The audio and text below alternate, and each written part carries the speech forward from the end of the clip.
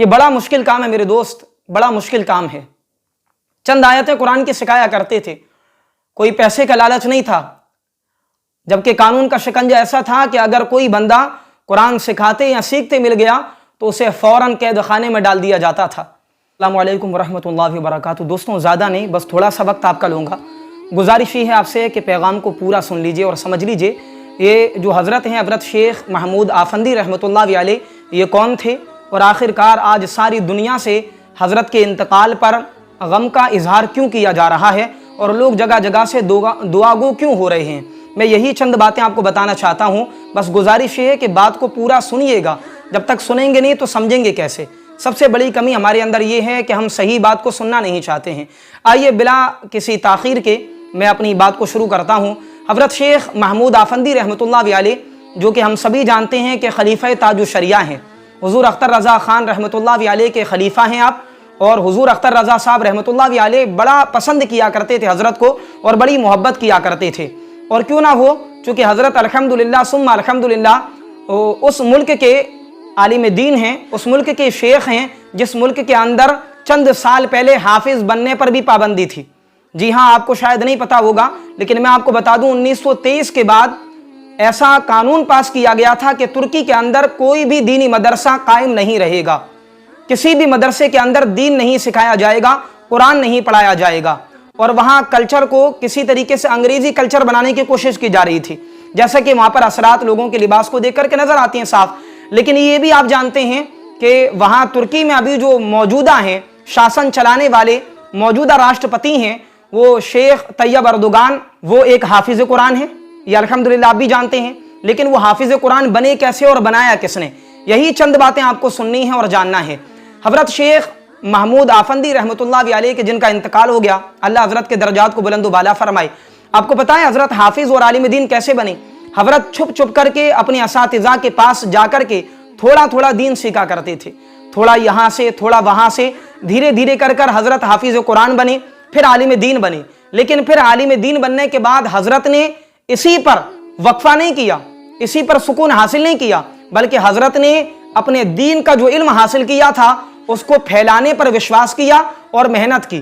کس طریقے سے کی کہ تجارت کے بہانے تاجر بن کر کے آپ گاؤں گاؤں جایا کرتے تھے ترک کے اندر، اور وہاں جانے کے بعد جو گاؤں کے اندر مسلم بچے ہوتے تھے ان کو بٹھا کر کے قرآن کی چند آیتوں کو سکھایا کرتے تھے۔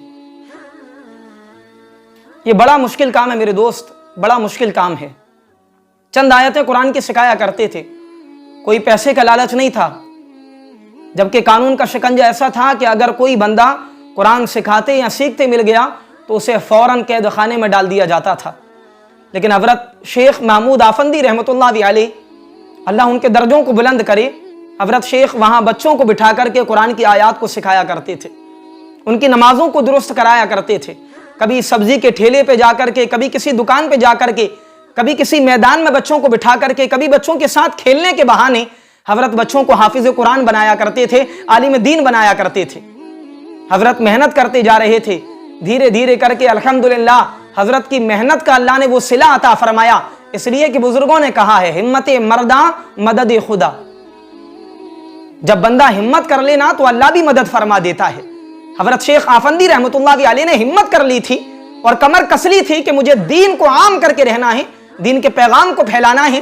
حضرت محنت کرتے جا رہے تھے اور اس کا صلہ یہ ہوا کہ حضرت کے شاگردوں میں ایک شاگرد جن کا نام اسم گرامی نام نامی حضرت طیب اردوغان ہے، جو کہ آج راشٹرپتی ہیں اور الحمدللہ پکے مسلمان راشٹرپتی بن کے دکھایا، مسلمانوں کے حق کی بات کرنے والا راشٹرپتی وہ طیب اردوغان آپ ہی کے شاگردوں میں سے ہے، آپ کے طلباء میں سے ہے۔ تو الحمدللہ حضرت نے محنت کی تو آج حضرت کو پرسکون ہو کر کے دنیا سے جانا نصیب ہوا ہے۔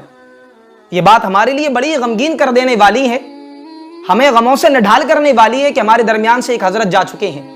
میرے بھائیوں، ہمیں ایسے حضرتوں کے بارے میں جانکاری حاصل کرنی چاہیے۔ ہم اپنے پرانے بزرگوں کی داستان اپنے بچوں کو سناتے ہیں تو بچے تو پوچھیں گے بابا آپ نے کبھی دیکھا حضور غوث اعظم کو؟ تو کیا کہیں گے ہم ان کے دور میں نہیں تھے۔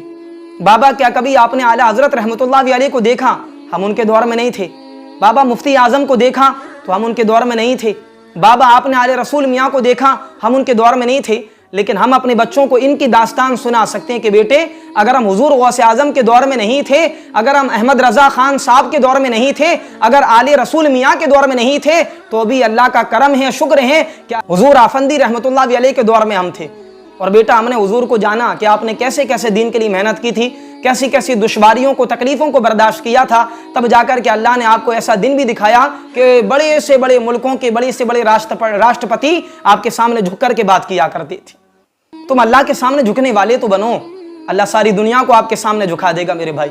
تو حضرت شیخ محمود آفندی رحمۃ اللہ علیہ اس شخصیت کا نام ہے الحمدللہ کہ جس نے اپنی ساری زندگی دین کے خاطر اور علوم دین کے خاطر بسر کر دی، ساری زندگی گزار دی، تب جا کر کے اللہ نے آپ کو ایسا اعزاز و اکرام عطا فرمایا کہ آج عالم اسلام سے آپ کے واسطے دعاؤں کی صدائیں آ رہی ہیں، اور ہر بندہ یہی کہتا ہے کاش حضرت سے ایک ملاقات ہو جاتی، حضرت کا دیدار نصیب ہو جاتا تو ہماری بھی درجات اللہ بلند و بالا فرما دیتا۔